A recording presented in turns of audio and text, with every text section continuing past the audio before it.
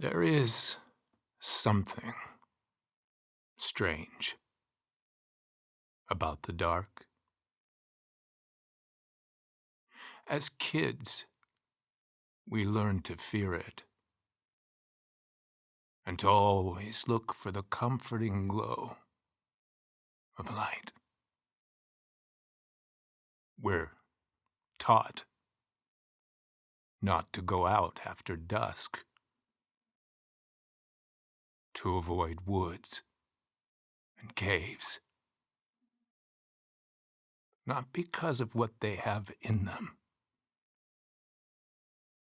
but because of what they might have. So, we stay safe in our rooms, in our homes, and outdoors. We walk under the street lamps, shining down on crowds in cities where no darkness can ever reach us. We banish darkness to the corners of the earth, far beyond our sight, so it may never scare us again. And yet, if my life as a detective has ever taught me anything, is that often the worst horrors lay bare in plain sight. That our fear of the unknown is almost as strong as the need to peek into it. And that in a world of flash and spectacle and neon signs, light can be as blinding as the deepest of shadows.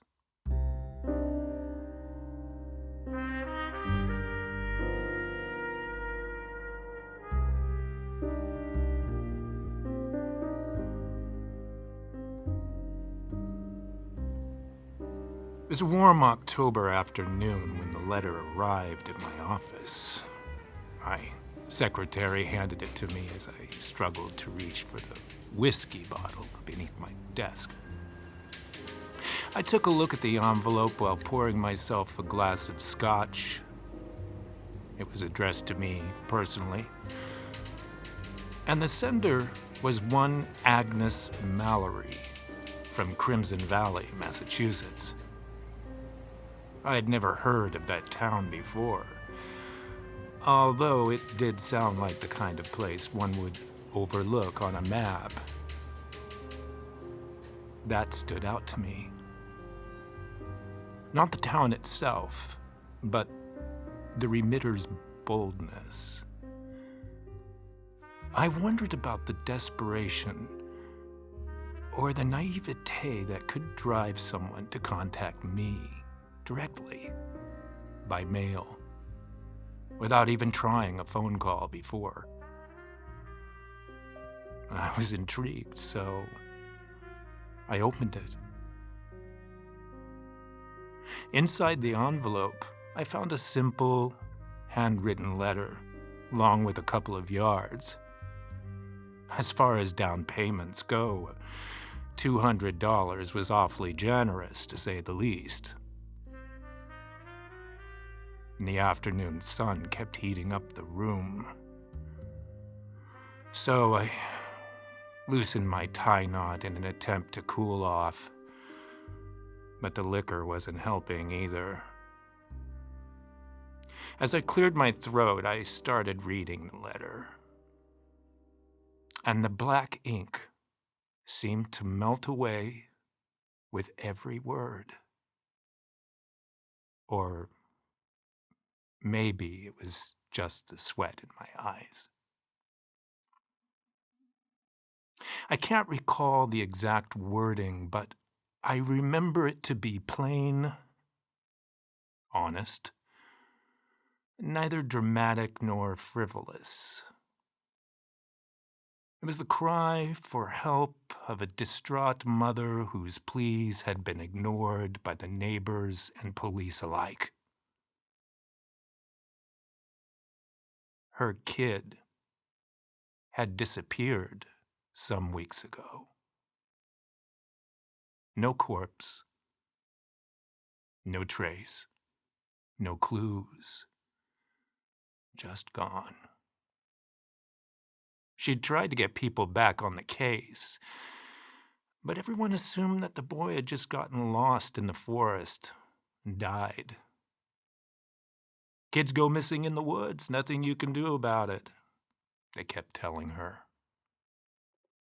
I'd worked on missing persons cases before, but never missing children. Adults can disappear for a variety of reasons, but the usual ones are actually quite banal. People running away from debt, committing insurance fraud, eloping together. Nothing interesting or striking about it, just we being us. It's different when kids go missing. Best case scenario, they fell off someplace or drowned somewhere. And their bodies are bound to show up eventually. But once in a while, something sinister is going on. Sometimes children become prey to monsters, animal ones, and the human ones. I don't know which ones are worse. Whatever it may be, they only ever leave behind pain and remorse and heartbreak. For there is no greater tragedy in this life than to grow old. Just to watch the young fade away. Normally, I wouldn't get involved in such an affair. But to my surprise, I felt unable to turn Agnes down, to kill off a desperate mother's last thread of hope. Maybe it reflected my age. Or rather, my disgust for the friends and neighbors that had turned a blind eye in her time of need.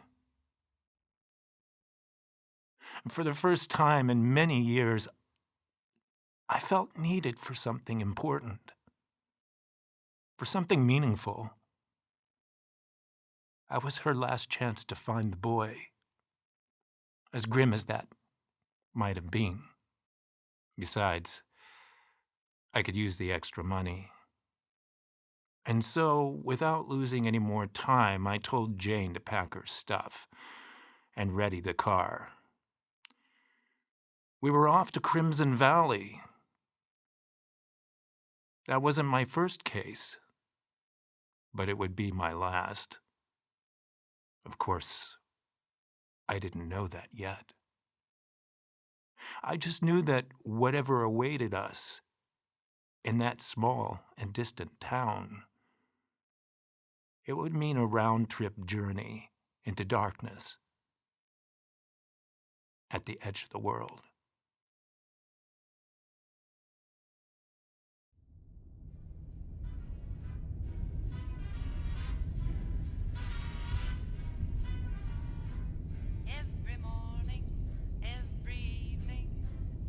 Christ, it's pitch black out here. I'm glad you know where we're going. Sure thing. I checked out some road maps before we left. Yeah, let's keep the damn radio off while I get some shut-eye.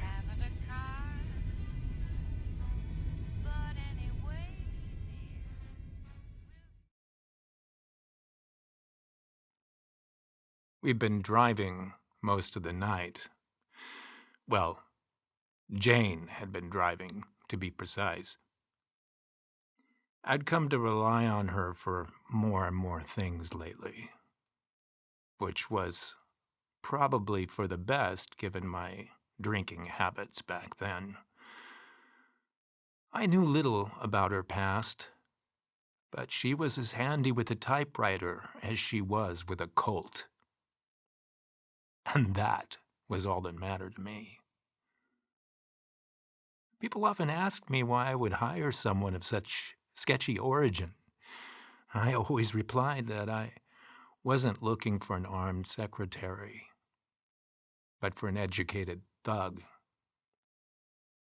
And so, Jane had come to be in my life, with the hard-working spirit of an Irishman and the slick brains of an egghead. She was strong and resolute on all that she did. And yet, I would sometimes see the glimpse of a deep sadness in her gaze as she stared away into the night on late and murky evenings. Maybe one day I would dare to ask. For I had always wondered, how could someone so young have eyes so old?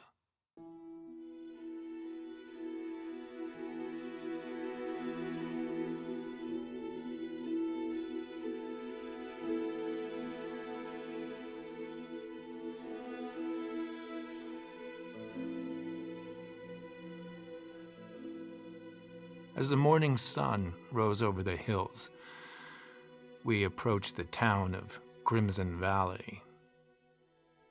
The path started to shrink and wind, with writhing trees and dead leaves of autumnal hues paving the road ahead. I could see where they had gotten the town's name from, but I still pondered on what could drive someone to settle there. It was very much in the middle of nowhere, far beyond the sway of civilized society. I could never live in such a place. The silence would get to me way sooner than any woodland beast. And we drove forward into the wild, and the occasional house or electric pole showing up from time to time. It sure seemed like the kind of place where kids would vanish. The woods were abnormally dense and sprouting, as if impelled by far-reaching roots that dug deep into the soil. Wherever we looked, we saw ancient oaks with thick bark that no blade had ever cut. It was a sight to behold, and a daunting omen at that. After many hours of driving, we had finally reached the Mallory home. It was an old, decently sized colonial house.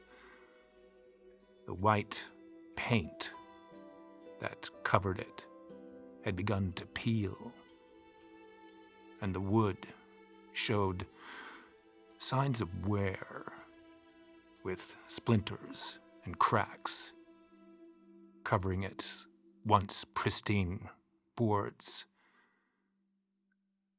Moisture and cold had clearly taken a toll on the building, but I believe it still retained a certain charm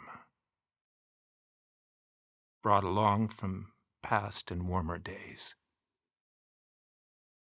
We stepped out of the car, knocked on the door, and were greeted by a middle-aged woman. "Good day, ma'am. I'm Barnabas Gray, and this is my assistant, Jane. We're here about Bobby. May we come in?" The woman remained speechless for an instant, visibly surprised by our visit. I don't think she expected me to actually take on the case. But something in her look hinted that she was glad I did. She introduced herself as Agnes Mallory, Bobby's mother. A pale skin and delicate face matched her gentle gaze and slender figure. The woman tried to greet us with a smile, but her eye bags told a different story. I'd say she was going through a lot, but that wouldn't really do it justice, would it? With a soft voice, Agnes thanked us for our promptness and invited us to come inside. The Mallory home was very much what I expected it to be, a lived-in house filled with the memories and happenings of previous generations, preserved inside pictures and paintings that hung off the hallway walls. A place that told tales of joy and hardship in every scratch, every bump, just as formaldehyde preserves flesh and tissues. The living room was much of the same, populated by old books, some family heirlooms, and, the occasional mounted animal head. We sat down in a couple of chairs as Agnes offered us something to drink. We politely refused, and she left the room without a word. We heard a man's voice coming from somewhere upstairs, followed by an equally loud Agnes. He didn't sound angry as much as bothered, inconvenienced by something unexpected. Moments later, they walked down into the living room. The man introduced himself as James Mallory, Bobby's father, and they both sat down in front of us. James was a short, pudgy guy, with strong arms and beefy shoulders, not unlike a lumberjack. His attempts at civility were undermined by the look in his eyes and nervous fiddling that animated his fingers. He clearly didn't want us there, in his house, talking to his wife about his missing son. Perhaps Agnes hadn't told him about the letter. In any case, he seemed wary enough before we'd even gotten to the questioning part of the conversation. As her husband remained silent, Agnes took the lead and started telling us about her son. "Bobby is a good boy," she said. "Studious, gentle, kind. Little Bobby loved to explore and learn, and so spent much of his day in the attic, reading on natural sciences and tales of fantasy. In the summer," she told us, "they would go down to the lake to fish, catch frogs, and in winters, they'd sit in front of the fireplace and let its flames warm them up."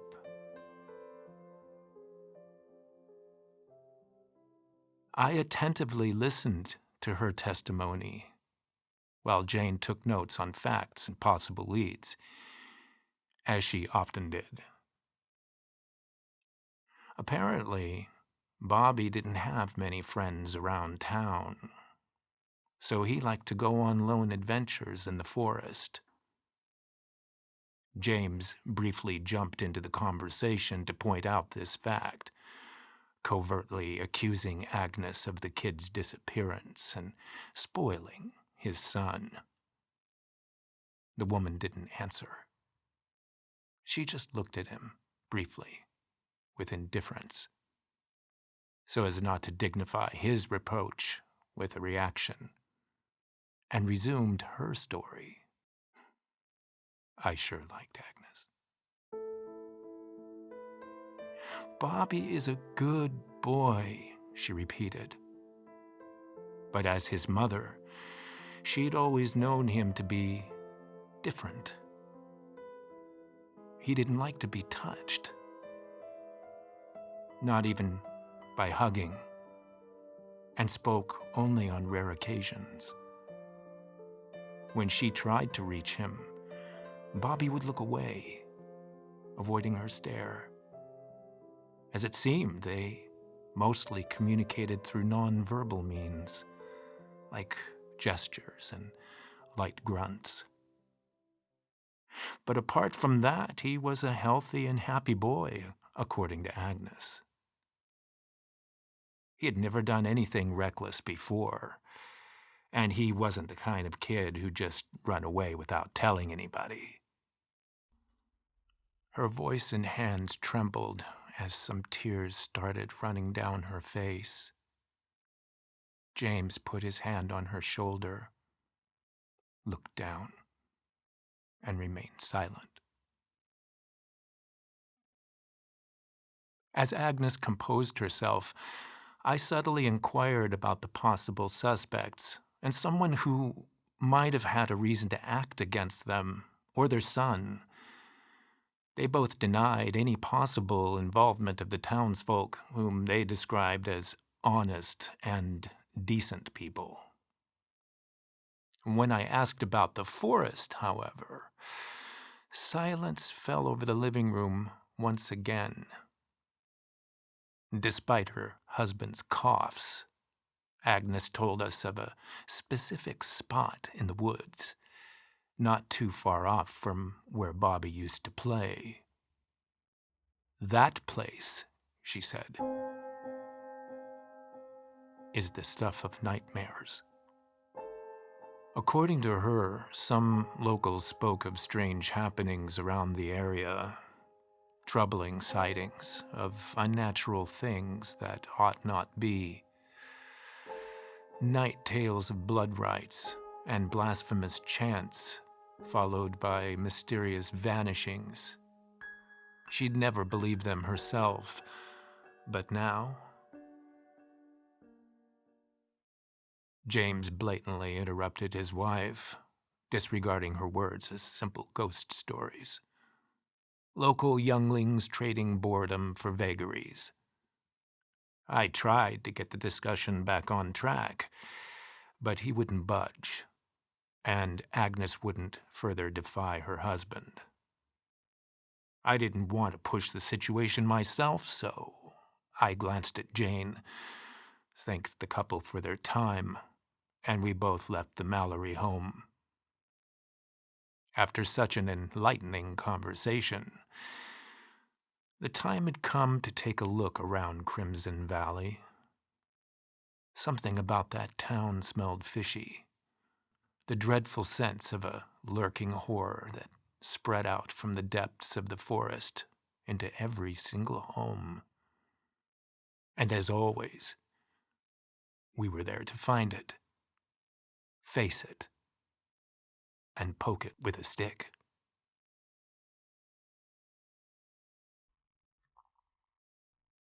We'd been walking around town for most of the morning. Many neighbors wouldn't even open the door, and the ones who did weren't that helpful.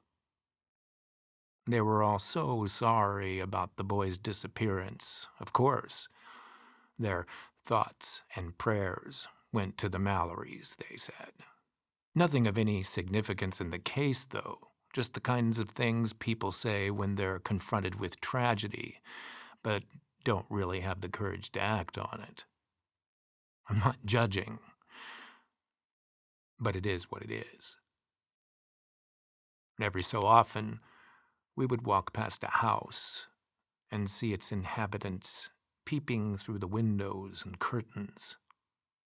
What I didn't know, however, was if they did it out of wonder or fear. Wherever we went, I couldn't escape the feeling that something was amiss in that place. I'd visited many communities affected by crime and misfortune before. They were messy, agitated, with neighbors going at each other's throats. It's human nature to blame the guy standing next to you when robbed. And yet, that town was so quiet, so serene. Except, it felt like the wrong kind of quiet. Just as the distant hiss that grows into an oncoming train.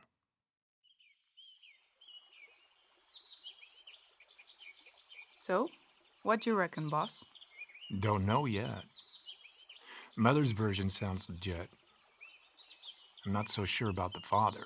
You thinking he might have been involved? Didn't seem to me like the kind of man who'd kill his son and manage to cover the whole thing up. That takes a really cold head, and this guy's mouth was burning hot. You're probably right. That doesn't mean he had nothing to do with Bobby's disappearance, though. Yeah, I think that applies to the whole town. What's up with folk down here? They do nothing but stand around and wait all day. A local kid is missing, but they don't seem concerned, like at all. And what's with this woodland horror? Part of the local folklore, I guess. These kinds of stories are pretty common in northeastern towns. They're handed down through the generations from colonial times. It's what people used to make sense of things before science came along. So, they're just bullshit? That's not what I said. Jane's skepticism was palpable. I wasn't much of a believer myself, but I was sensible enough to admit I had seen some stuff I couldn't explain. That's prone to happen in my line of work. And yet, these visions kept haunting me in my sleep. Some of them do to this very day. There was probably more fiction than truth to these woodland horror tales. Even so, it was worth a shot taking a look around the woods, especially if little Bobby liked to go there. Often what folk tell you is just as revealing as what they don't tell you. Lying is a difficult thing, so most people would rather conceal information than fake it. But in doing so, they're enabling you to reconstruct the facts from the whole they left behind. And it was time to find out what James Mallory and the rest of the town had to hide.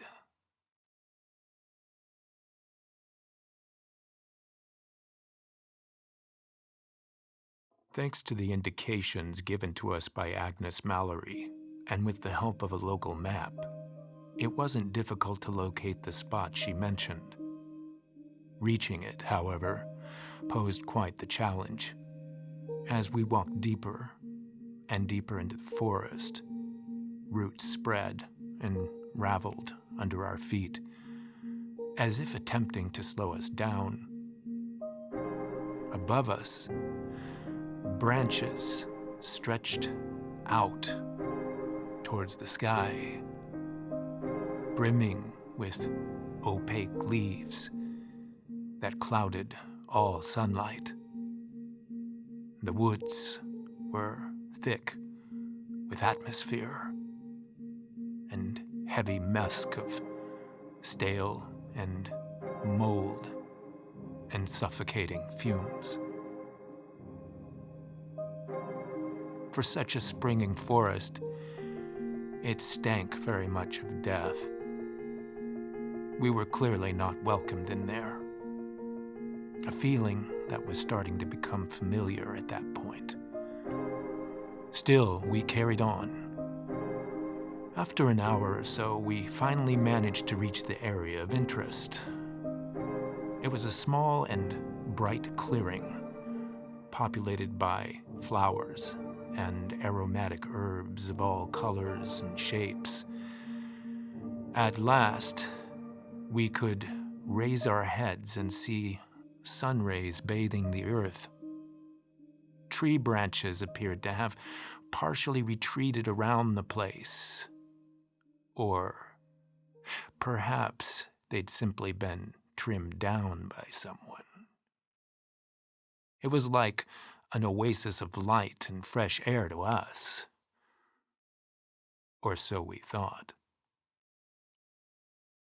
Once inside the clearing, we spotted some strange rock formations, standing right in the middle.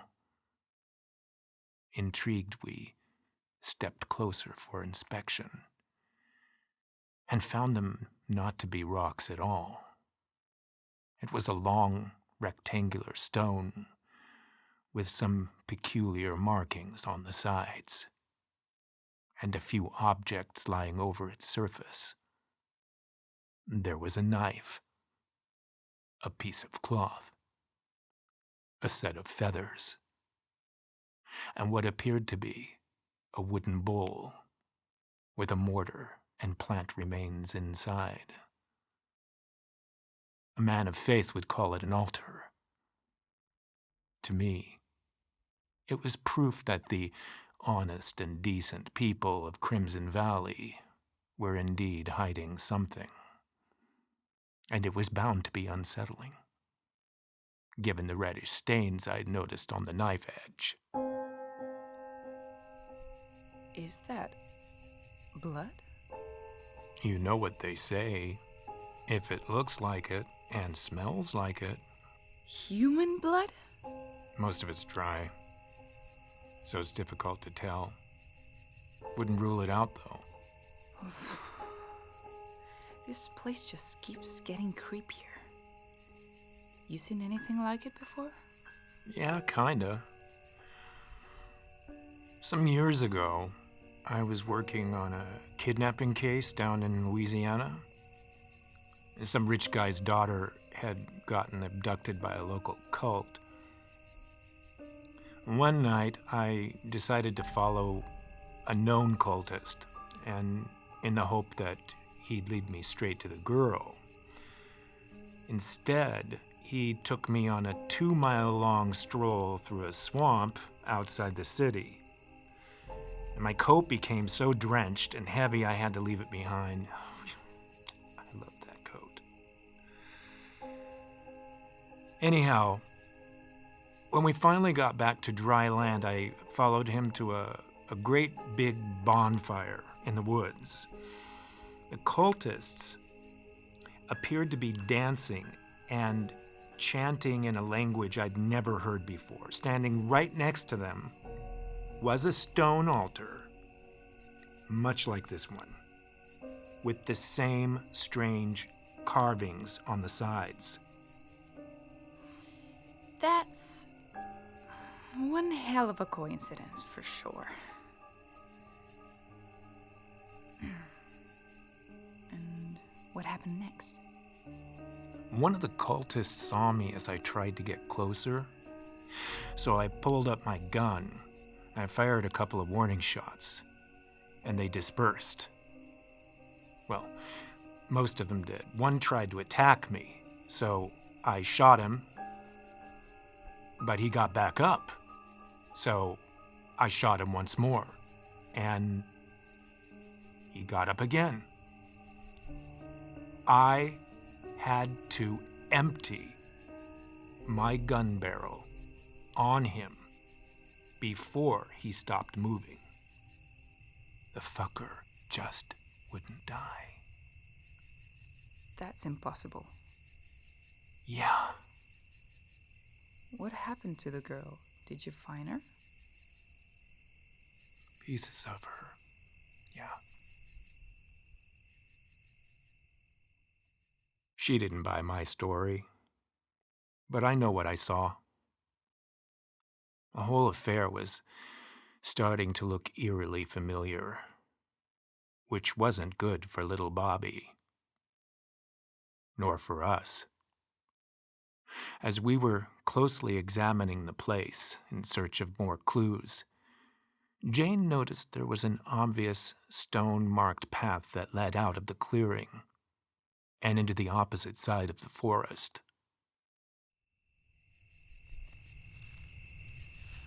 Evening was beginning to fall upon us at that point, but still, we decided to venture out a little further.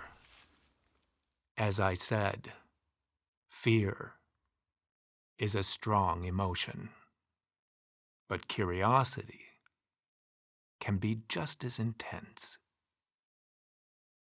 and much more dangerous.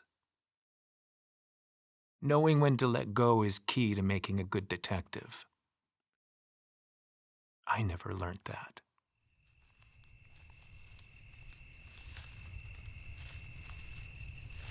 We followed the path for no more than 10 minutes and found ourselves at the bottom of a minor slope. On top of the hill stood a wooden cabin. The structure appeared to be in remarkably good shape, given the harsh environment. It had clearly been built a long time ago, though, perhaps back in colonial times. And the whole thing sent off some spooky vibes. But it seemed like a good enough place to take refuge if one were to get lost in the woods. So it was worth checking out the inside, just in case. As I entered the building, Jane set out to check the perimeter. Better safe than sorry, I guess. And the cabin was mostly empty, except for some rotting furniture and lots of mold. And yet, the second I entered the place, I felt overwhelmed by an uneasy feeling. A deep sense of dismay I hadn't experienced in decades. It felt as if a hefty burden were suddenly sitting on my chest, pushing the air out of my lungs at every breath. There was something in that room, in those woods. I could sense it. And maybe Bobby did as well. What if the kid hadn't got lost, but instead had been lured into the forest? His mother thought he was different than the other boys. What if he was?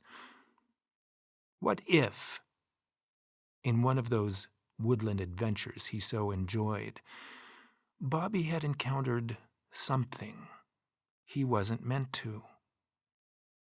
What if the reason Bobby didn't like to hang out with the other kids was that he had a friend of his own? What if his nature drove him away from people, but towards whatever inhabited that place? What if there was a woodland horror, and the kid had fallen prey to it? What if I was next? My heart started pumping like crazy. I could feel the blood rushing through my veins and pressing against my temples. I felt paralyzed,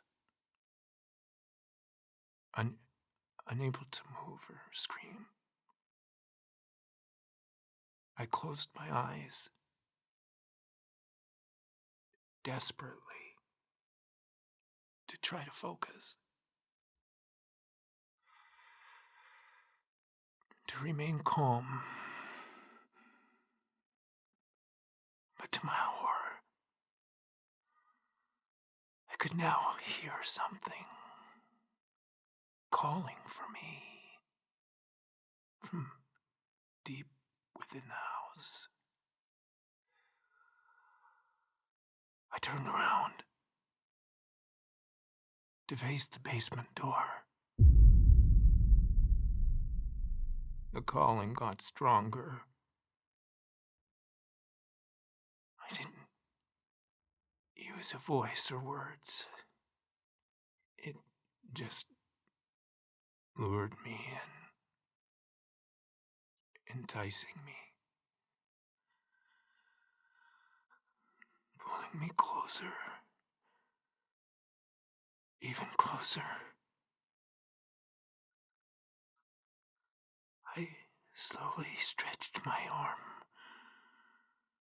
and reached for the doorknob. I couldn't help myself. I needed to see. I needed to know. I had to find out. Once and for all. Or die trying. My fingers approached the knob as my mind raced in fear, battling to cope, preparing for what had to come. Something was waiting for me at the other side. I knew it. I could feel its presence coming through the door. It was the moment. I just had to grab the knob, turn the handle, open the door, and then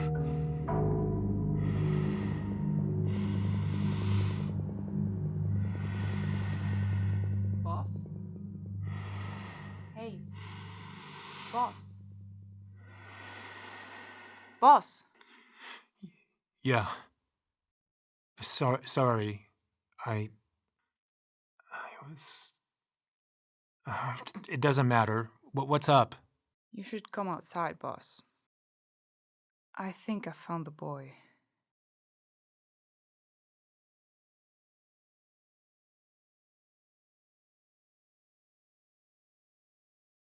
Jane was right. She had found the boy.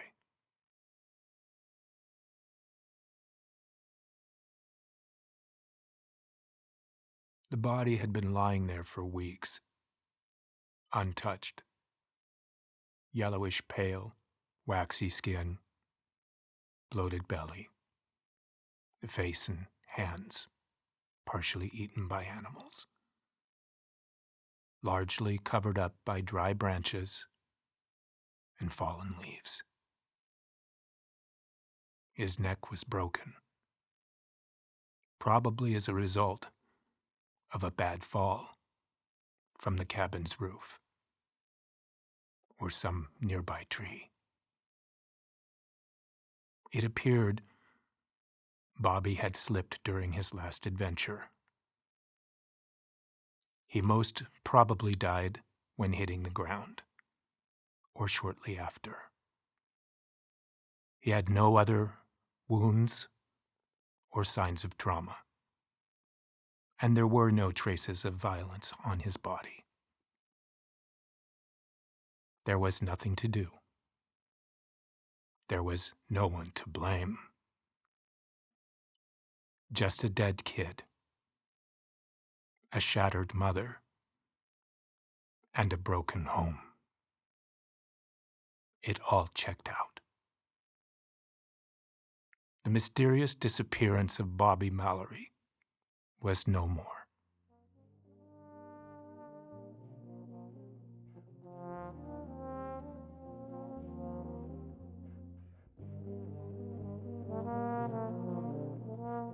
Agnes didn't say anything at the funeral. She just stood there, in silence, as the priest spoke. You could see the guilt in her eyes, though. I can only hope she can forgive herself one day. At least she tried. At least she cared. Jane and I watched the scene from afar as a heavy rain poured over the land. The valley joined in with Agnes, so they may cry together for their lost son. We didn't talk to her again before leaving. What could we possibly say? As we drove away from the town of Crimson Valley, I wondered about the meaning of it all, and couldn't help but to think that there was no meaning to find. We all spend our lives walking under the light, while in secret, we reach into the darkness, for the only way to know what lies there is to venture out. I became a detective to search for truth, to uncover the monsters that crawled in human skins. But sometimes the worst monsters are the ones we create, and the worst nightmares are the ones we dream of. Sometimes a missing kid is just a missing kid. Sometimes there is no crime, just tragedy. No horror, just pain. Because sometimes the only thing that's lurking in the night is your own shadow. And in the end, the greatest darkness is the one within us.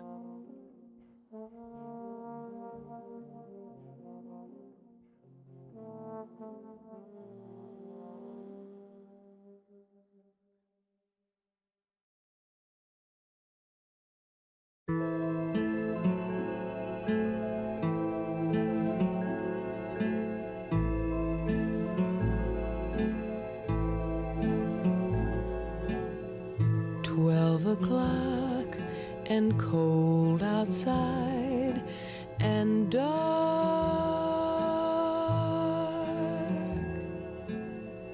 moonless night and such a fright.